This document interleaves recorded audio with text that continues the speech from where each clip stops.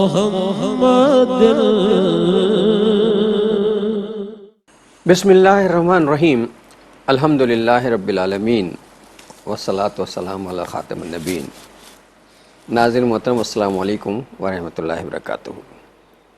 Programme سیرت النبی صلی اللہ علیہ وآلہ وسلم کے ساتھ آپ کا میزبان ڈاکٹر محمود غزنوی اور ہم سب کے پسندیدہ اسکالر جناب شجاع الدین شیخ حاضر خدمت ہیں.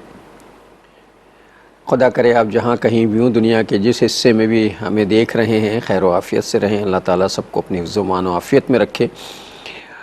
سیرت کے حوالے سے جو پروگرام جاری ساری اس میں کچھ سماجی امور پر ہم گفتگو کر رہے تھے اور بظاہر تو وہ سماجی امور ہیں لیکن ظاہر سماجی امور ہی ہدایت کے متقاضی ہیں اور انہی حوالوں سے ہم سیرت کے حوالے سے گفتگو کر رہے تھے جس میں نکاح کا موضوع چل رہا تھا. اور یہ تھا کہ نکاح ہم نے اتنا مہنگا کر دیا ہے, اتنا مشکل کر دیا ہے کہ لوگ شادی کرتے ہوئے مطلب کسی باپ کی اگر 2-4 بیٹیاں ہوں تو وہ یہ سوچ کے ہی جو ہے دمے کا مریض ہو جاتا ہے بیچارہ کہ صاحب اللہ جانے کیا ہوگا. اور ایک بیٹی کی شادی اگر وہ کر دے تو اگلی 3 کی کرنا ممکن نہیں ہوتا, اتنا مقروض وہ ہو جاتا ہے. یہ ہم نے اپنے اوپر خود سارے یہ توق اپنے گلے میں خود ڈالے ہوئے ہیں, مصیبتیں ہم نے. اور وہ قرآن میں ہے نا کہ انسان پہ جو مشکل آتی تو اس کے اپنے کرتوتوں کا نتیجہ ہوتا ہے. ہمارے کرتوت ایسے ہیں جس کی وجہ سے پھر ہم اس بات پہ بڑے شور مچاتے ہیں. بلکہ آج کل تو سرکاری طور پہ سوشل میڈیا پہ بھی جو ہے وہ یہ چیزیں بتائی جا رہی ہیں کہ صاحب ذرا خیال رکھیے گا, اپنے بچوں کو دیکھتے رہیے کہ وہ موبائل پہ کیا دیکھ رہے ہیں اور کیا ہو رہا ہے. اور بچے جو ہیں وہ غلط قسم کی چیزیں دیکھ رہے ہیں تو بچے تو دیکھیں گے بھائی, اس لیے کہ ہم نے یہ کر دیا. بچے جوان ہو چکے ہیں, ہمیں فکر نہیں ہوتی, ہم ان کی شادیاں نہیں کرتے. اس پر گفتگو کرتے ہیں سیرت کے حوالے سے. پچھلے پروگرام کا ریکیپ لیتے ہیں شجاع صاحب سے, پھر انشاءاللہ آگے چلیں گے. السلام علیکم. وعلیکم السلام ورحمۃ اللہ وبرکاتہ. الحمدللہ, آپ خیریت سے ہیں؟ الحمدللہ. مزاج آج کیسا کل ہے؟ ہاں اللہ کا شکر ہے اب تو بہتر ہے کچھ لیکن ابھی پورا بہتر نہیں ہے, کچھ پتہ نہیں ہے کیا ہوگا بیچ میں. اللہ خیر کے معاملہ کرے گا. تو پی ٹی اے کا بھی وہ ایک میسیج مسلسل سوشل میڈیا پہ چل رہا ہے کہ اپنے بچوں پہ نظر رکھیے اور موبائل دیتے وقت ریسٹرکشن لگائیں گے آپ, کتنی لگائیں گے, کس پہ لگائیں گے. مسئلہ ایک تو ہم نے وہ آلہ شیطانی وہ میرے پاس بھی ہے, یہ نہیں سمجھیے گا کہ میں کوئی بالکل بچہ کچاؤں اس سے, تو وہ آلہ شیطانی ہم نے بچوں کو دیا. دوسرے ہم نے نکاح میں اتنی تاخیر کر دی ہے اور اتنی مشکلات پیدا کر دی ہیں کہ بس اللہ اپنی امان میں رکھے. جی ڈاکٹر صاحب جزاک اللہ خیرا کثیرا. بسم اللہ الرحمن الرحیم. اللہم صلی علی محمد وعلی آل محمد وبارک وسلم. رب اشرح لی صدری ویسر لی امری واحلل عقدۃ من لسانی یفقہوا قولی واجعل لی وزیرا من اہلی. آمین یا رب العالمین. آپ کی اجازت سے جو پی ٹی اے کی طرف سے کچھ پیغامات آ رہے ہیں جس میں ہم نے بھی کچھ ریکارڈنگ کر کے ان کو پیش کی تھی, میں چاہوں گا بڑا اہم ایک مسئلہ اور موضوع ہے اور اس کا ایک بیک گراؤنڈ ہے, تو میں چاہوں گا تھوڑا ہم پچھلے پروگرام کا ریکیپ لے لیتے ہیں اور اس کے بعد اس پر قدر تفصیل سے بات ہوگی. اس لیے کہ بہت سے علماء, بہت سے ائمہ مساجد, بہت سے تعلیمی اداروں کے سربراہان, بہت سے حکومتی اہلکاروں اور ذمہ داران کی طرف سے اس بات کی توجہ دلائی گئی ہے کہ ہمیں اپنے والدین کی, اپنے بچوں کی, اپنی نسلوں کی بہت زیادہ اس تعلق سے ذہن سازی کرنے کی اور اخلاقی تربیت کرنے کی, اور یہ جو حملے ہیں شیطانی حملے دجالی تہذیب کے, ان کے بارے میں چوکنا رہنے اور کرنے کی ضرورت ہے. تو میں چاہوں گا ہمارے اس فورم سے 150 ممالک میں پروگرام دیکھا جا رہا ہے, اس پر ہم تھوڑا تفصیل سے آگے بات کر لیتے ہیں. گزشتہ پروگرامز ہمارے ناظرین کو یاد ہے کہ کچھ ایپیسوڈ سے ہم خاندانی زندگی کے بارے میں بات کر رہے ہیں. اصلاً تو ہمارا ٹائٹل ہے اس پروگرام کا لقد کان لکم فی رسول اللہ اسوۃ حسنہ. پھر ہم نے کلام کیا کہ رسول اللہ صلی اللہ علیہ وسلم بحیثیت سربراہ خاندان, اس کے ذیل میں ہم بات کرتے ہوئے آئے. تو پھر نکاح کے موضوع پر کلام ہوا کیونکہ نکاح کے ذریعے گھر وجود میں آتا ہے اور پھر معاشرہ ترتیب پاتا ہے. پھر پچھلے پروگرام میں ہم نے تفصیلاً کلام کیا کہ نکاح دین کا حصہ ہے اور ترغیب ہے کہ اس کا انعقاد مساجد میں ہو تاکہ گھر والوں کو, عورتوں کو, بچوں کو, جوانوں کو, سب کو معلوم ہو یہ دین کا حصہ ہے, کوئی دین سے باہر کی شے نہیں. پھر ہم نے یہ بھی جانا کہ نکاح سنت ہے نبی اکرم صلی اللہ علیہ وآلہ وسلم کی, تو یہ ممکن ہے کہ سنت میں رہنمائی موجود نہ ہو.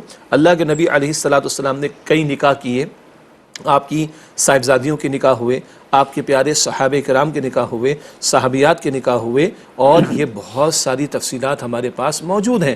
تو یہ ممکن نہیں کہ امت کو معلوم نہ ہو، معلوم نہیں تو معلوم کیا جائے، جس کی ہم نے اس پروگرام میں، اس سیریز میں کئی مرتبہ کوشش کی۔ گزشتہ پروگرام میں مجھے یاد آ رہا ہے کہ کتنا آسان ہے نکاح کا عمل ہمارے دین کی تعلیم کے مطابق اور نبی صلی اللہ علیہ وسلم کی سنت کے مطابق۔ تو بی بی فاطمہ الزہرا رضی اللہ تعالی عنہا کا نکاح، حضرت عبد الرحمن بن عوف رضی اللہ تعالی عنہ کا نکاح، اور خود نبی اکرم صلی اللہ علیہ وآلہ وسلم کا نکاح، اس کے جو بی بی صفیہ سے ہوا رضی اللہ تعالی عنہا، ان کی سادگی کا ذکر ہم نے پچھلے پروگرام میں کیا۔ وہ حدیث مبارک بھی پیش کی گئی کہ سب سے زیادہ برکت اس نکاح میں ہوگی جہاں خرچہ سب سے کم ہوگا۔ جی ہم نے یہ ذکر بھی کیا کہ آج جیسے آپ نے انٹرو میں بیان فرمایا کہ نکاح کے عمل کو ہم نے مصیبت بنا دیا، ہم نے بوجھ بنا دی، ہم نے کیا غیروں کی رسومات، ہندوانہ رسومات، فضول اخراجات اور گناہ کے کاموں کو شامل کر کے اس مقدس عمل کو، اس مسنون عمل کو، اس پاکیزہ عمل کو ہم نے برکتوں سے خالی کر دیا اور اپنے لیے مصیبت بنا ڈالا۔ معاف کیجئے گا، آج نکاح کا عمل اتنا مشکل کر دیا گیا تو زنا کا عمل آسان ہو گیا۔ اس حدیث مبارک کا بھی ہم نے مطالعہ کیا جس میں 6 اعضاء کا ذکر نبی علیہ السلام نے فرمایا، آنکھ، کان، زبان، دل، ہاتھ اور پیر، یہ اعضاء زنا کرتے ہیں۔ تو اگر زنا نکاح کو مشکل کریں گے تو لا محالہ فطرت میں ایک جذبہ تو رکھا گیا، اور اللہ تعالیٰ چاہتا ہے کہ وہ پاکیزہ انداز سے اس جذبے کی تکمیل ہو، نکاح کے پاکیزہ بندھن سے اس کی تکمیل ہو، تاکہ زوجین کو بھی سکون ملے، اور کل اولاد کا حصول بھی ایک بڑا مقصد ہے تاکہ نسل انسانی کا قافلہ آگے بڑھتا رہے۔ یہ وہ بات ہے جو ہم نے بڑی شد و مت کے ساتھ مستقل گزشتہ کئی سالوں میں اس پروگرام میں بیان کی ہے، اور کیونکہ اب موضوع ہی آیا نبی مکرم صلی اللہ علیہ وآلہ وسلم بحیثیت سربراہ خاندان، تو اس نکاح کے عمل کا آسان ہونا، سنت کی تعلیم میں کس قدر ہمارے سامنے تفصیلات ہیں، ہم نے چاہا کہ ہمارے ناظرین کے سامنے بات آئے۔ یہ تو کسی درجے میں پچھلے پروگرام کا ایک ریکیپ ہے جو میں نے رکھنے کی کوشش کی ہے۔ ہم نے اصل میں میں بار بار یہ بات کہتا رہا ہوں کہ ہم نے اصل میں شادی کے عمل کو، نکاح کے عمل کو ایک غیر مذہبی جو ہے وہ رسم بنایا، اور اس کا نتیجہ یہ ہوا کہ ہم صرف یہ سمجھتے رہے کہ شادی بیاہ جو یہ تو صرف اپنے جذبات کی تسکین کا ذریعہ ہے، اور یہ ہے، اور اس کا مذہب سے کوئی بظاہر تعلق نظر نہیں آیا، سوائے اس کے کہ ہم نکاح کروا لیتے ہیں، چونکہ وہ مذہب کا حصہ ہم سمجھتے ہیں، صرف نکاح کے 2 بول پڑھوا لینا یہ جو ہے وہ، یہ اصل میں ایک پورا مذہبی پروسیس ہے۔ قرآن میں اس کا تذکرہ موجود ہے، رسول اللہ کی سنتیں موجود ہیں، اور حد یہ ہے کہ بعض معاملات میں اگر آپ سے، ظاہر ہے یہ پروگرام ساری دنیا اور پوری فیملی بیٹھ کر دیکھتی ہے، اس میں کچھ باتیں آپ سے براہ راست نہیں ہو سکتی۔ اتنا معاملہ ہے کہ زوجین کے تعلق کے دوران جو ہے وہ دعائیں پڑھنے کا حکم بھی ہے، اور یہ پروسیس اپنے قریب ترین علماء کرام سے یا جو بھی مذہبی علم رکھتے ہیں ان سے پوچھ لیجئے گا کہ کیا طریقے ہوتے ہیں۔ غسل کی وجوب کی باتیں بھی ہیں، غسل کب واجب ہوگا، یہ زوجین کے تعلقات کے معاملے، یہ سب مذہب ہے، ہم اس کو کھیل تماشا سمجھتے ہیں، اس کو یہ دین کا حصہ ہے نا، ہم ایسے دین کا حصہ سمجھتے ہی نہیں نا۔ بالکل، اور اسی طریقے پر آپ دیکھیے نا، آج لوگ پروپوزلز کو تلاش کرنے کے لیے پوری دنیا کو سرچ کرتے ہیں۔ جی آرڈر پلیسمنٹ ہوتی ہے، جس کو لوگ جہیز کہتے ہیں، جس کا سنت میں تصور نہیں، ہم نے جہیز کو ایجاد کیا ہے۔ نبی صلی اللہ علیہ وسلم نے بی بی فاطمہ الزہرا رضی اللہ تعالی عنہ کو جو تھوڑا سا سامان دیا، وہ سیدنا علی رضی اللہ تعالی عنہ نے اپنی زرہ فروخت کی تھی، اس سے کچھ رقم جو ہے اس کے ذریعے سے وہ معاملہ ہوا تھا۔ یہ وضاحتیں ہو چکی ہیں۔ عرض کرنے کا مطلب ہے کہ آرڈر پلیس کرنا ہو فرنیچر کا، اور آج کا جو بوتیک کا کانسیپٹ ہے، اور مہنگے لمبے چوڑے جو خرچے ہوتے ہیں کپڑوں کے، اس کے لیے تو ہم پورا سال لگا دیتے ہیں جی، اور چند صفحات پر مبنی کوئی کتابچہ، کسی صاحب علم کا کوئی آدھے گھنٹے کا بیان، وہ سننے یا وہ کتابچہ 15-20 منٹ پڑھنے میں ہمیں صرف ہوں گے، اس کے لیے ہم تیار نہیں ہوتے۔ وجہ کیا ہے؟ شاید ہم اس کو دین کا حصہ نہیں سمجھ رہے۔ اچھا، یہ کام اگر شروع کر دیں تو جس محفل میں یہ ہو، وہاں جو بھی عالم دین ہیں وہ آ کے، یا قاضی صاحب جو بھی ہیں، پچھلی مرتبہ ہم بات کر چکے ہیں، وہ اگر یہ بات کہیں گے تو پھر آئندہ جو جن کے یہاں شادیاں طے ہونے والی ہیں ان کو اس کا فائدہ پہنچے گا۔ اسی لیے آپ کو یاد ہے کہ ہم نے پچھلے پروگرام میں کلام کیا تھا، ناظرین کو بھی یاد ہوگا، ہمارے یہاں بہت سے علماء بھی جب نکاح پڑھاتے ہیں تو وہ جو آیات 4 تلاوت کی جاتی ہیں، سورہ آل عمران کی آیت نمبر 102 ہے، سورہ نساء کی پہلی آیت ہے، سورہ احزاب کی آیت نمبر 70 اور 71 ہے، یہ 4 آیات نبی مکرم علیہ السلام اور مواقع پر بھی اور خطبہ نکاح میں بھی تلاوت فرمایا کرتے تھے. تو بہت سے علماء اس کا ترجمہ کرتے ہیں، کچھ تشریح بھی کرتے ہیں، لیکن اس کی بہت زیادہ ضرورت ہے کہ سب لوگ نہیں کرتے. ہمارے یہاں اللہ کا شکر ہے، ہمارے استاد ڈاکٹر اسرار صاحب رحمۃ اللہ علیہ، انہوں نے اس بات کا اہتمام کیا، اور ہم نے بھی اس بات کی کوشش کی کہ جب نکاح پڑھاتے ہیں تو 15 منٹ کی 20 منٹ کی گفتگو ہوتی ہے، ان آیات کا ترجمہ، پھر پچھلے پروگرام میں جن احادیث کا ذکر آیا تھا ان احادیث کا تذکرہ، پھر یہ 2-3 نکاحوں کی مثالوں کا پیش کیا جانا، پھر نکاح کتنا آسان ہے اس کا ذکر کیا جانا، خرافات جو ہم نے شامل کر رکھی اس کی تنقید، اس پر تنقید کرنا، نکاح کے عمل کو آسان بنانے کی بات کرنا، یہ 15-20 منٹ میں گفتگو ہم رکھتے ہیں. ابھی سر-دست بات کیا تھی کہ اب تو ماشاءاللہ بہت ساری کتابیں آپ کو مل جائیں گی، کتابچے مل جائیں گے، اور اب تو آن لائن جو ہے جانا بھی نہیں پڑتا، سرچ کریں گھر پہ لے لیں، پی ڈی ایف پہ پڑی ہوئی بہت سی چیزیں. ابھی آپ نے فرمایا کہ زوجین کے تعلق کو قائم کرنے کے موقع کی دعائیں، جی تو اس کے لیے تو کہیں جانے کی ضرورت نہیں. ابھی آپ سرچ کریں، مسنون دعاؤں کی کتاب نکالیں، ابھی آپ کو دعا مل جائے گی. اللہم جنبنا الشیطان وجنب الشیطان ما رزقتنا، دونوں پڑھیں، اللہ ہم دونوں کو شیطان سے محفوظ فرما، اور جو تو رزق ہمیں عطا فرما یعنی اولاد، اللہ اکبر، اس کو شیطان کے حملوں سے بچا. یہ ہے ایک دعا. اور جب تعلق قائم ہو گیا، اللہم لا تجعل للشیطان فیما رزقتنی نصیبا، اے اللہ جو رزق تو مجھے عطا فرمائے وہی اولاد، اس میں شیطان کا حصہ شامل نہ کرنا. آئندہ اولاد کبھی آئے گی دنیا میں، کس تعلق کے نتیجے میں کبھی ایک بچے بچی کی تخلیق کا عمل ماں کے رحم میں شروع ہوگا، یہ تو بات کی بات. اس بچے کی پروٹیکشن قبل از وقت، اور اس کے یہ والدین کل کے ہونے والے، ان کی پروٹیکشن شیطان کے حملوں سے بچنے کے لیے یہ دعائیں نبی مکرم صلی اللہ علیہ وآلہ وسلم نے ہمیں سکھائی ہیں. او بھائی یہ دین کا حصہ ہے. اور سنیں ایک حدیث مبارک میں طویل گفتگو کے بعد نبی اکرم صلی اللہ علیہ وسلم ارشاد فرمایا، جب زوجین تعلق قائم کرتے ہیں تو یہ صدقہ ثواب کا کام ہے. یا رسول اللہ صلی اللہ علیہ وسلم، عرض کی گئی یہ تو اپنی خواہش کو پورا کرتا ہے بندہ، اس پر ثواب ملے گا. اب دیکھیے کیا کمال کا جملہ حضور نے عطا فرمایا صلی اللہ علیہ وسلم، جس سے ہمارا مزاج دینی کیا ہے وہ پتہ چلتا ہے. اگر یہ حرام میں منہ ڈال کر اپنی خواہش کو پوری کرے تو گناہ ہوگا؟ زنا ہے تو حرام ہے، گناہ ہوگا؟ بالکل گناہ ہوگا. جب حلال ذریعے سے اپنی خواہش کو پورا کرے گا تو اس کو ثواب ملے گا. اندازہ کریں، یہ دین کا حصہ ہے. یہ زوجین کا تعلق قائم کرنا بھی دین کی تعلیم ہے، اور اس کے نتیجے میں آئندہ کے معاملات کو چلانا وہ بھی دین کا حصہ ہے، اور اس کا نکاح کا انعقاد ہونا یہ بھی دین کا حصہ ہے. تو بھائی معلوم کر لیں، علماء سے معلوم کر لیں. ہم لوگ اس کو صرف ایک سوشل ایکٹیویٹی سمجھتے ہیں، پرسنل ایکٹیویٹی سمجھتے ہیں. یہ پرسنل ایکٹیویٹی نہیں ہے، اس میں جواب طلبی ہونی ہے. اس کی ایک وقفہ لے لیں پھر آ کے بات کریں گے. السلام علیکم ورحمۃ اللہ وبرکاتہ. ویلکم بیک ناظرین. وقفے کے بعد پروگرام سیرت النبی صلی اللہ علیہ وآلہ وسلم میں آپ کا خیر مقدم. بات یہ ہو رہی تھی کہ یہ جو شادی بیاہ ہے، نکاح ہے، یہ کوئی غیر مذہبی کام نہیں ہے. اور اگر جب یہ سارا کانسیپٹ، میں اصل میں یہ ساری باتیں اس لیے شجاع صاحب کے تھرو آپ تک پہنچا رہا ہوں کہ جب یہ سارا کانسیپٹ کلیئر ہو جائے گا نا کہ خالصتاً مذہبی کام ہے، جس پہ ثواب بھی ہونا ہے، جس کا اجر بھی ملنا ہے، جس کا ہمیں آگے والی زندگی جو ہے ہماری اس پہ مثبت اثر بھی پڑنا ہے، تو اسے جب یہ کانسیپٹ کلیئر ہو جائے گا تو پھر ہم اسے جو ہے وہ ایک لاؤبالی پن سے یہ عمل نہیں کریں گے شادی بیاہ کا. پھر ہم سوچیں گے یار یہ مذہبی ہے، اور مذہبی کاموں میں جو ہے وہ غیر مذہبی چیزوں کو داخل کرنا جو ہے اس میں ہمیں گناہ ملے گا. جی، قرآن حکیم جو ہے وہ ایک اور انداز سے کہتے ہیں کہ لا تلبسوا الحق بالباطل، حق اور باطل کو گڑمٹ نہ کرو. یہ تو بہت بھاری اور بڑی تعلیم ہے. یہاں پر بات ہے کہ مسنون عمل میں غیر مسنون کام، ہندوانہ رسومات، گناہ کے کاموں کو، نافرمانی کی باتوں کو شامل نہ کرو. تبھی تو برکتیں نہیں آ رہی نا. تو اللہ کے پیغمبر علیہ السلام نے انگلی پکڑ کر ہمیں چلایا، زندگی کے ایک ایک معاملے کے لیے رہنمائی عطا فرمائی.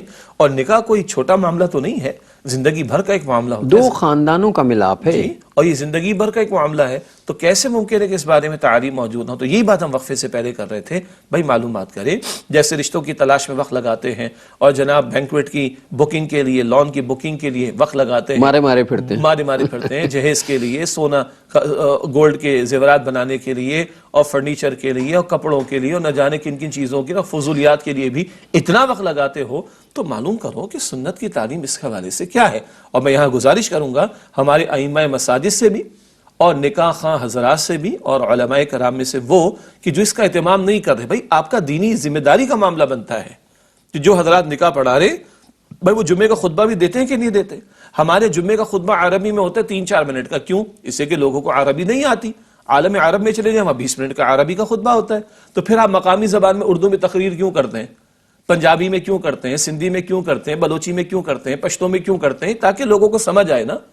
یہی کرتے ہیں نا جمعے کے دن اور عید کے دن. عربی خطبہ مختصر، تقریر ہو جاتی 15-20 منٹ کی. تو نکاح کا خطبہ بھی تو اللہ کے رسول دیتے تھے صلی اللہ علیہ وسلم. تو آپ اگر چند آیات کی تلاوت فرماتے ہیں تو بھائی اس کا ترجمہ کر دیں، تھوڑی سی وضاحت کر دیں تاکہ آنے والے میسج لے کر وہاں سے جائیں. تو یہ ذمہ داری ائمہ مساجد، نکاح خواہ حضرات اور ہمارے علماء کرام کی بھی ہے. جو کر رہے ہیں الحمدللہ رب العالمین، جو نہیں کر رہے یہ بہت بڑا موقع ہوتا ہے. یہ پوری نسلوں کی تربیت کا ذریعہ بن جائے گی 15-20 منٹ کی بات اگر اس کا ہم آغاز کر دیں، اگر ہم نے اب تک آغاز نہ کیا ہو تو. اچھا، یہ جو ہم گفتگو کر رہے ہیں نا کہ نکاح کے معاملے پہ، اب اس کی اہمیت ظاہر ہے، نکاح کی اہمیت قرآن سے ثابت ہے، رسول اللہ کی سنت ثابت، اس پہ مزید بات کرنے کی گنجائش نہیں ہے. چونکہ رسول اللہ نے جو بات سمجھا دی، بتا دی، سکھا دی، اس پہ کسی قسم کی بات مزید آگے ہو نہیں سکتی. آپ نے کہہ دیا ایسا کرنا تو ایسا کرنا. اس سے اندازہ لگائے کہ رسول اللہ صلی اللہ علیہ وسلم جو ہیں جمعے پہ خطبہ دیا کرتے تھے اور عیدین پہ خطبہ ارشاد فرمایا کرتے. یہ 2 موقع ہیں جس پہ خطبہ دیتے ہیں، اور تیسرا موقع اتنا ہی اہم ہے کہ آپ نکاح کے موقع پر بھی خطبہ دیتے تھے. اس کے رواج ہمارے یہاں نہیں ہے. نہیں ہے ہمارے یہاں یہ خطبے کا رواج نہیں، حالانکہ یہ تو رسول اللہ کی اہم ترین سنت ہے. اچھا، کیا مطلب اس کا رواج نہیں ہے؟ ذرا اس کی وضاحت تھوڑی سی ہو جائے. اکثر ہمارے شادی بیاہ کے مواقع یعنی نکاح کا انعقاد وہ لان میں ہوتا ہے، بینکویٹ میں ہوتا ہے، اور کہیں شامیانے لگا کر ہوتا ہے، کہیں اوپن گراؤنڈ کے اندر. ہر طرح کے شہر اور علاقے ہمارے پاکستان میں اور دیگر مقامات پر موجود ہیں. تو اب بہت بڑا مجمع لوگوں کا 300-400 لوگ ہیں، ساؤنڈ سسٹم نہیں ہوتا. نہیں، اب تو وہ خیر میوزک بجانے کے لیے لگاتے ہیں. نہیں، میوزک کے لیے ہوتا ہے، میوزک نکاح پڑھانے کے لیے نہیں ہوتا. ہوتا کیا ہے؟ وہ چند آیات تلاوت ہوتی ہے، قبول کراتے، دعا کرا دیتے ہیں، اور پھر آواز زور سے بلند ہوتی ہے، بھئی ہو گیا. وہ سب اسٹیج پہ ہی سمجھ میں آتا ہے جو چند لوگوں کو کہ کیا ہوا. کہاں اہتمام ہوا؟ ہم یہ عرض کر رہے ہیں کہ بھائی اگر مساجد میں کرتے تو اکثر مساجد میں ساؤنڈ سسٹم موجود ہوتا ہے، جیسا بھی ہو، ہلکا پھلکا جس سے لوگوں تک آواز پہنچ جائے، ٹھیک ہے. اور اگر شادی بیاہ کسی لان میں کر رہے ہیں، کسی بینکویٹ میں کر رہے ہیں، تو جہاں اتنے لاکھوں روپے آپ نے خرچ کیے، چند ہزار روپے کا ساؤنڈ سسٹم لگانے میں، کرائے پہ لینے میں چند ہزار روپے کا کیا اس میں مسئلہ بنتا ہے؟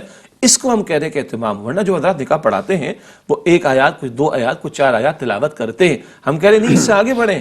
جیسے جمعے کے دن آپ مقامی زبان میں تقریر کرتے ہیں، عید کے موقع پر مقامی زبان میں تقریر کرتے ہیں اور عربی خطبہ مختصر کرتے ہیں، کیونکہ ہمارے لوگوں کو عربی نہیں آتی. تو نکاح کے موقع پر آپ نے عربی میں آیات تو تلاوت کر دی، لوگوں کو پتہ ہی کچھ نہیں، معلوم ہی کچھ نہیں، کیا کہا گیا، کیا پڑھا گیا، اس کا میسج کیا، اس کا تقاضا کیا، اس میں ہدایت کیا، اس میں رہنمائی کیا، پتہ ہی کچھ نہیں چلا.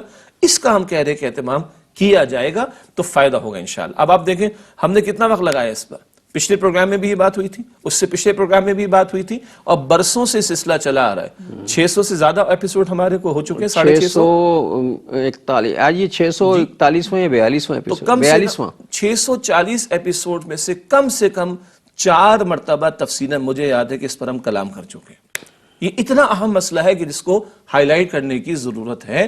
اور میں دوبارہ عرض کرتا ہوں، آپ نے جو انٹرو میں بات کی تھی، کسی کے اگر 3-4 بیٹیاں ہوں تو بیچارہ ختم ہو جاتا ان کی ذمہ داری پورا کرنے میں. اب تو بیٹیوں کی شادی کرنے کا تصور کر کے باپ کو شوگر ہو جاتی، بلڈ پریشر ہو جاتا، مریض ہو جاتا ہے. اور ہم نے کئی مرتبہ بات کی ہے کہ لڑکیوں یعنی بیٹیوں کے والدین پر 1 روپے کا خرچہ شریعت میں نہیں.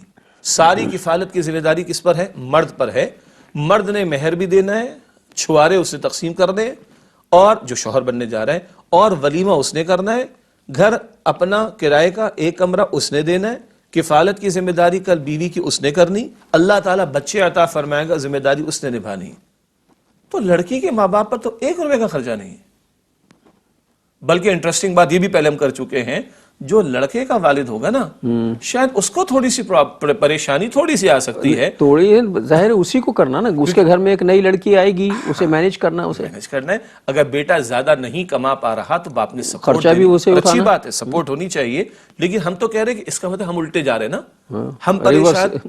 ہم پریشان بیٹیوں کے ماں باپ جی، جبکہ سنت کی تعلیم بتا رہی کفالت کی ذمہ داری تو لڑکے پر ہے نہیں شوہر پر ہے. تو ایک درجے میں تھوڑی سی اگر ذمہ داری آتی تو لڑکے کے گھر والوں پر آئے گی, لڑکے پر آئے گی, شوہر پر آئے گی, نہ کہ بیٹیوں کے ماں باپ کو پریشان ہونا چاہیے اور نہ انہیں کرنا چاہیے. یہ پریشان ہم کرتے ہیں اس موقع پر. اچھا ایک چیز میں ویسے ہی ڈسکس کرنا چاہتا ہوں, اس وقت خواتین و حضرات سبھی موجود ہوں گے, لڑکے والے بھی لڑکیوں والے بھی, بیٹیاں بھی ہوں گی بیٹے بھی ہوں گے, ظاہر ہے ہم نے کچھ چیزیں جو ہیں انہیں مطلب واجب کر لیا اپنے اوپر. مطلب سونے کے زیورات دینا جو ہے واجب ہے, نہیں دیں گے تو گناہ ہوگا.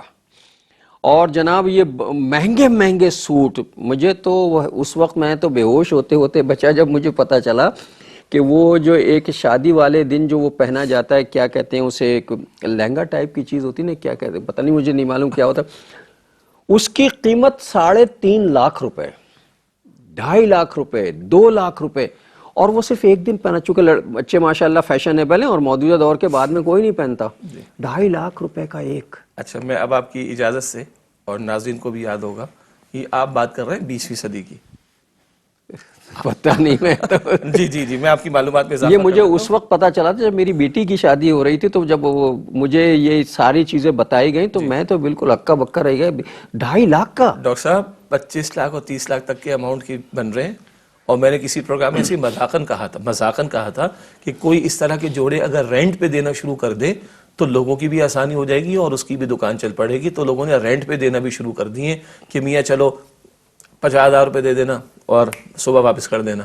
یہ بھی سلسلہ شروع ہو گیا ہے. تو جس آپ دلہن کے جوڑے کی بات کر رہے ہیں نا, اب وہ 20 لاکھ 25 لاکھ 30 لاکھ روپے تک کا معاملہ پہنچ چکا ہے. اس میں 5 لڑکیوں کی شادیاں ہو سکتی ہیں. یہ زیادہ آپ کم بات کر رہے ہیں. میں ایسے گھرانوں کو جانتا ہوں کہ جہاں سے بیٹیاں نکاح ہوا مسجد میں, مسجد سے ہی رخصت ہو گئے, خرچہ ہی کوئی نہیں آیا.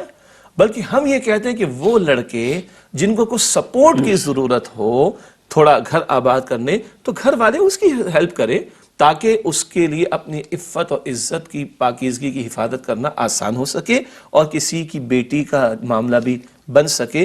عرض کرنے کا مطلب یہ ہے, اگر ہم سنت کی تعلیم کی طرف آ جائیں تو نبی صلی اللہ علیہ وسلم کو اللہ تعالیٰ فرماتا ہے وَمَا أَرْسَلْنَاكَ إِلَّا رَحْمَةً لِلْعَالَمِينَ. تو بھائی رحمت للعالمین کی سنت کی تعلیم رحمت ہے نا. آج ہم نے سنت کی تعلیم کو چھوڑا تو ہم زحمت میں آ گئے ہیں, مصیبت میں ہیں, اور ہمارے اپنے پیدا کردہ. تو یہ ہمارے اپنے پیدا کردہ مسائل ہیں جس کا حل سنت رسول صلی اللہ علیہ وسلم کی پیروی ہی میں ہے, جس پر ہم بڑے درد دل کے ساتھ کلام کر رہے ہیں. اچھا پچھلے پروگرام جب وائنڈ اپ ہو رہا تھا تو میں آخر میں ایک حدیث ہدیہ کرواتا ہوں اپنے لیے بھی اور آپ سب کے لیے بھی. اس طرح مجھے بھی بہت سی حدیثیں جو ہیں وہ یاد بھی ہوئیں اور علم بھی ہوا ان کا. حدیث یہ ہدیہ ہوئی تھی کہ آسانیاں پیدا کرو, مشکلات پیدا نہ کرو. اب یہ جو میں نے کہا نا کہ بھائی ذرا سوچئے, آپ لوگ بیٹھے ہوئے ہیں, اور میں اس لیے کہہ رہا ہوں کہ سارے لوگ بیٹھے ہوں گے تو ذرا اس پہ غور کریں گے, ہو سکتا ہے کوئی اس پہ ریئیکٹ بھی کرے, یعنی عمل بھی کرنا شروع کر دے کہ بھائی سونا دینا واجب نہیں ہے. یہ جو 2-2 2.5 3 اور شجاع صاحب کے مطابق 25 لاکھ کے سوٹ بنانا, بھائی یہ ضروری نہیں ہے. اپنی بیٹی بیٹے کی شادی کر دیجئے. ہاں بعد میں شادی کے بعد اگر وہ ضرورت مند ہیں اور مطلب یہ کہ انہیں ضرورت ہے تو تحفتاً چیزیں دے دیجئے, وہ بھی اپنی گنجائش کے مطابق. سونا دینا ہے نا, بیٹی کو سونا دینا, دل چاہتا ہے اپنی بیٹیوں کو دیورات دینے کا, بعد میں اپنی سہولت کے مطابق دے دیجئے. داماد کی خدمت کرنی بعد میں کر دیجئے, کوئی کرنا ہے. جہیز کے صورت میں اگر آپ دینا چاہتے ہیں, کچھ برتن دینے, کچھ کپڑے دینے, یہ تو بعد میں ایک سلسلہ جاری رہ سکتا ہے نا. ضروری کہ شادی کے موقع پہ یہ سارے کام کیے جائیں. اس کو بھی تھوڑا سا ڈسکس کر لیتے ہیں, ٹھیک ہے. جیسے آپ نے فرمایا کہ کوئی واجب تو نہیں ہے نا کہ گولڈ دیا جائے, گولڈ دینا کوئی واجب تو نہیں ہے کہ اتنے مہنگے جوڑے بنائے جائیں. اچھا ایک اور اینگل سے دیکھیں, اس وقت جو معاشی صورتحال ہے لوگوں کی ہم سب کو معلوم ہے, خاص طور پر پاکستان میں 60-70% آبادی بلو یا ایٹ پاورٹی لیول, غربت کی سطح یا اس سے نیچے زندگی گزاری, ٹھیک. اور اللہ اپنے زمان میں رکھے کہ جو بھی بڑے شہروں میں چوریوں کی اور ڈکیتیوں کے واقعات ہیں تو بچتا کدھر ہے, چوری بھی ہو جاتا ہے. ارے بھائی اللہ کے بندو, اب تو لوگ آرٹیفیشل جیولری استعمال کر رہے ہیں اور بڑی بہترین مل جاتی, ٹھیک ہے. یہ ان گھرانوں کو سمجھ آئے گی یہ بات کہ جن کے دل کی بات ہے کہ بھائی مناسب سی جیولری بھی ہے, گولڈ کی نہیں ہے, اور بس ٹھیک ہے ہو گیا گزارا, ختم ہو گیا. صرف پہن کے زیورات پہنے جاتے ہیں صرف زینت کے لیے نا, کوئی چھو کے تھوڑی دیکھ رہا ہے، یا وہ کسوٹی پہ رگڑ کے تھوڑی دیکھ رہا ہے سونے کے ہی اصلی ہے. اور برانڈیڈ ہے یا ان برانڈیڈ ہے، کون زینت کے لیے نا، زینت ہو سکتی ہے، آرٹیفیشل سے بھی ہو سکتی ہے، اس میں آپ کی جیب پہ بوجھ کم پڑے گا. جی بالکل.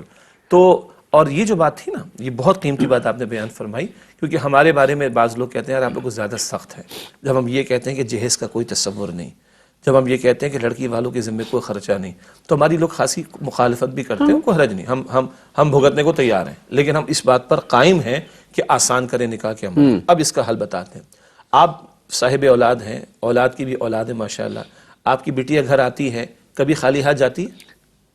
ماشاءاللہ جب وہ آتی ہے گھر پہ، اول تو بہت برسوں میں آتی ہے، کبھی آتی ہے کوئی شہر سے باہر آتی ہے تو باپ ہوتا ہے نا بھائی. ٹھیک. اور بیٹیا کے بچے کبھی خالی ہاتھ جاتے ہیں؟ جی کبھی نہیں. ایک وقفہ لے لیں، بالکل. ایک وقفہ لیتے ہیں پھر آ کے بات کرتے ہیں. السلام علیکم ورحمۃ اللہ وبرکاتہ. ویلکم بیک ناظرین. وقفے کے بعد پروگرام سیرت النبی صلی اللہ علیہ وآلہ وسلم میں آپ کا خیر مقدم ہے. بات یہ ہو رہی تھی کہ بھائی شادی کے موقع پر مت دیجیے، اگر آپ کے پاس ہے صاحب استطاعت ہیں، سب کچھ دے سکتے، مت دیجیے.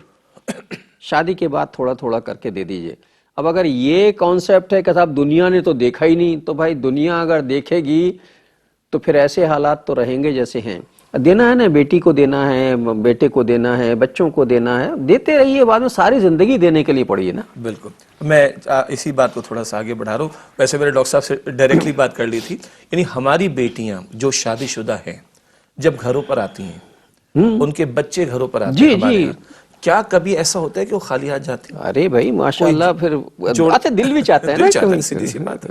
جوڑے لے کے جا رہی ہیں، بچوں کے کھلونے لے کے جا رہی ہیں، بچوں کی بکس جا رہی ہیں، کیش لے کے جا رہے ہیں، کوئی پھل لے کے جا رہا ہے، بچے بیٹی کی ماں کچھ بنا کے دے رہی ہے، اس کے لیے، اس کے سسرال والوں کے لیے سب چلتا ہے نا. کس نے منع کیا؟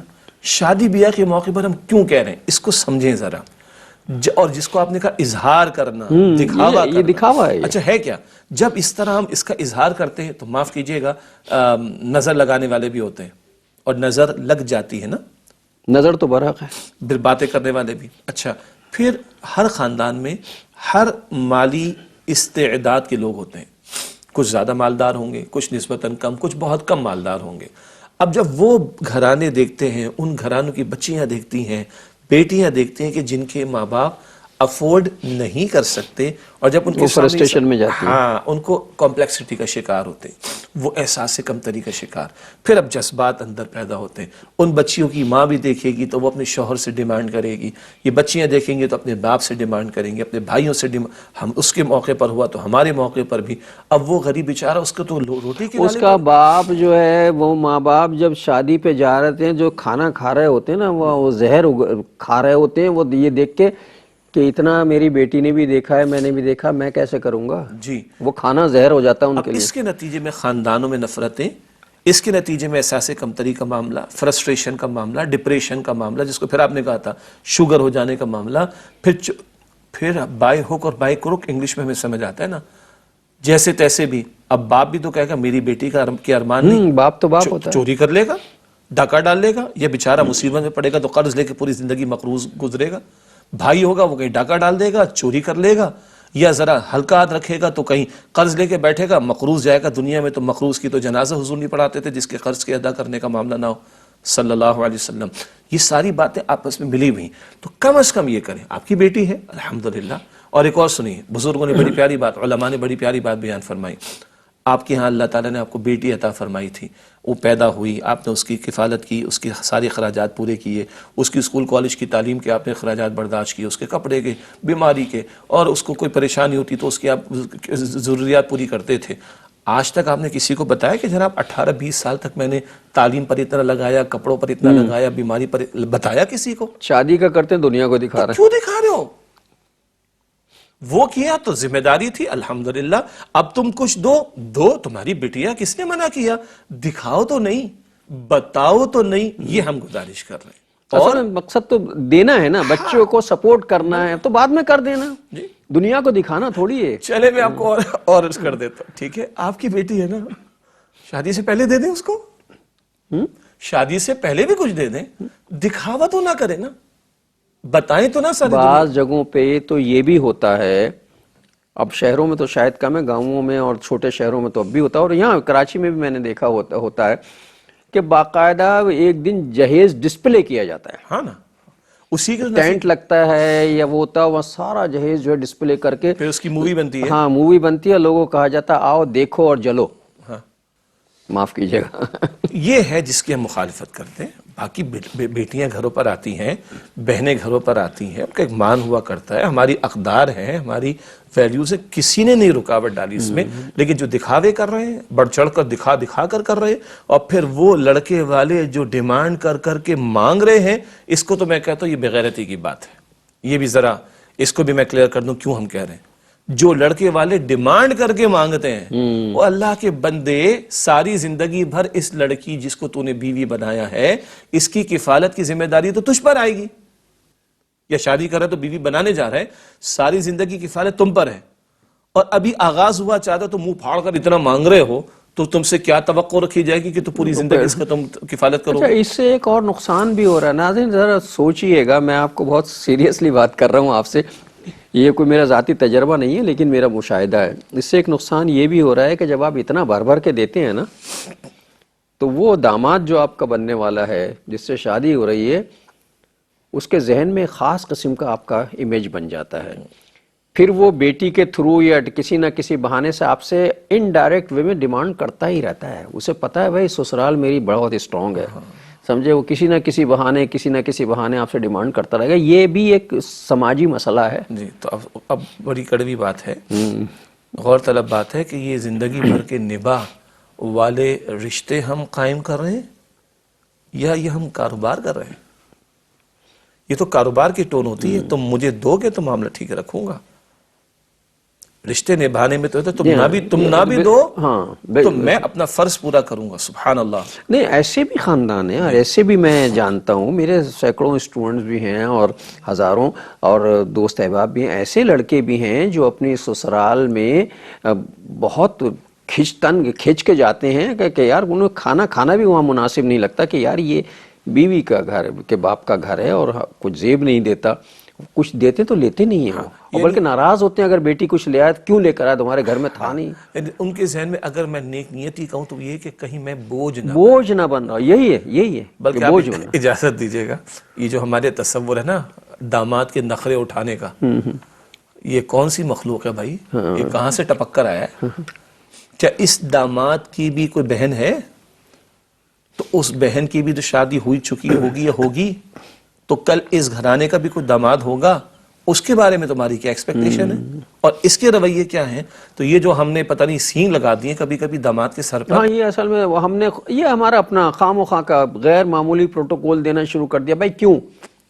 آپ کی بیٹی وہاں ہے نا، یہ بھی بیٹا ہے. آپ اپنے بیٹے کے ساتھ جو سلوک کرتے ہیں وہ اس کے ساتھ بھی کیجئے. آپ اس کو وی آئی پی کیوں بنایا ہوا آپ نے؟ یعنی کیا مطلب اس کے اندر کوئی سین لگ گئے ہیں، کوئی مریض سے اتر کر آ گیا ہے. ہم نے خود اصل میں خوف پیدا کر لیا ہے اپنے دل میں، یہ ہماری بیٹی کو تنگ نہ کرے. بھائی اگر اس کی تربیت صحیح نہیں ہوئی ہے تو آپ اگر قارون کا خزانہ بھی دے دیں گے وہ تنگ کرے گا. یہ فطرت کا حصہ ہے نا اس کی. اگر تربیت نہیں ہوئی ہے اس کی، اور اگر اس کی تربیت ہوئی ہے تو وہ آپ کے گھر پہ چائے پینا بھی پسند نہیں کرے گا. اس لیے نہیں کہ وہ اس قابل نہیں سمجھتا آپ کو، اس لیے کہ بوجھ اچھا نہیں لگتا، بوجھ پڑے گا، تو وہ کرے گا یہ سارے کام. اب لفظ تربیت پہ بھی غور فرمائیں. ہم نے یہ کلام بھی کیا ہے نشستوں میں کہ جب رشتے طے کرو تو رسول اللہ صلی اللہ علیہ وآلہ وسلم نے فرمایا 4 چیزیں دیکھی جاتی ہیں رشتوں کے موقع پر: خوبصورتی، خاندان، مال اور تقوی و دینداری. آپ صلی اللہ علیہ وسلم نے ارشاد فرمایا تم تقوی کو، دینداری کو ترجیح دیا کرو. باقی چیزیں بعد میں ہیں، خوبصورتی ہے، مال ہے، خاندان ہے، لیکن ترجیح کس چیز کو دو؟ تم تقوی کو ترجیح دو، سیرت کو، کردار کو. تو بات تو یہاں سے شروع ہوگی نا. لیکن اگر معیار یہ ہے کہ جناب مال بہت ہے، خاندان بہت اونچا ہے، چاہے آمدن حلال کی ہے کہ حرام کی ہے، چاہے رویے کیسے بھی ہیں، لیکن مال بڑا خوب بہت ہے اور جائیدادیں خوب ہیں، تو ہماری بیٹیاں وہاں پہ سکھی رہے گی. پھر کبھی کبھی یہ مسائل پیدا ہوتے ہیں جس کی طرف آپ نے توجہ دلایا کہ تربیت جیسی ہوئی ہوگی تو رشتے طے کرتے ہوئے اللہ کے پیغمبر علیہ السلام ترغیب دے رہے ہیں، تلقین فرما رہے ہیں کہ دینداری کو، تقوی کو، کردار کو دیکھ کر رشتے طے کیا کرو. تربیت کا معاملہ تو بھائی اس میں خوفزدہ ہونے کی اس لیے ضرورت نہیں ہے کہ صاحب وہ داماد پتہ نہیں ہماری بیٹی کو خوش رکھے گا. نصیب تو اللہ کے ہاں لکھے گئے نا پہلے سے. اچھا، ہمارے ایک عجیب کانسیپٹ بھی ہے، بیٹی سے ملتے ہیں تو ہم ایک عجیب دعا دیتے ہیں. ہم کہتے ہیں اللہ اس کے نصیب اچھے کرے. کبھی بیٹے کو یہ دعا دی ہے؟ کبھی بیٹے کو دعا دی ہے کسی نے؟ کیوں بیٹے کے نصیب نہیں ہوتے؟ بیٹی کا تو آپ ہمیشہ ہی دعا کرتے ہیں اللہ بیٹی کے نصیب اچھے کرے، اللہ بیٹے کے نصیب کیوں نہ اچھا کرے؟ کیا بیٹے کو بد دعا دے کے چھوڑ دیں گے کہ جا تو اینٹیں ڈھوتا پھر؟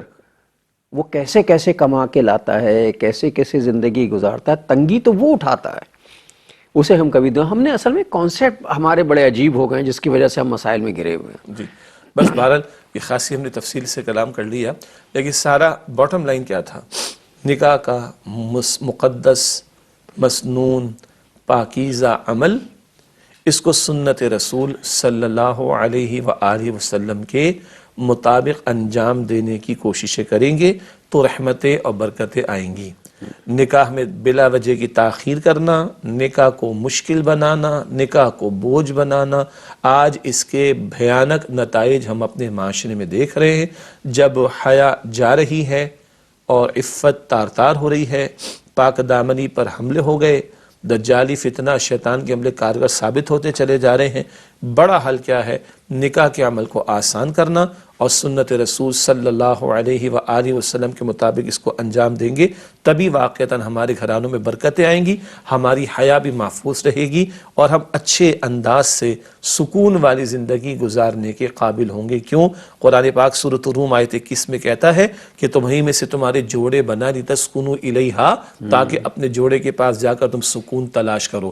تو نکاح سکون کے لیے تھا، راحت کے لیے تھا، تباہی کے لیے، زحمت کے لیے، بربادی کے لیے، لڑائی جھگڑوں کے لیے، عزت کے تار تار ہونے کے لیے اور بے شرمی کے معاملات کرنے کے لیے نہیں تھا. یہ سکون اور راحت کے حصول کے لیے تھا، مگر تب جب سنت رسول علیہ السلام کی تعلیم کے مطابق اس کا انعقاد ہو.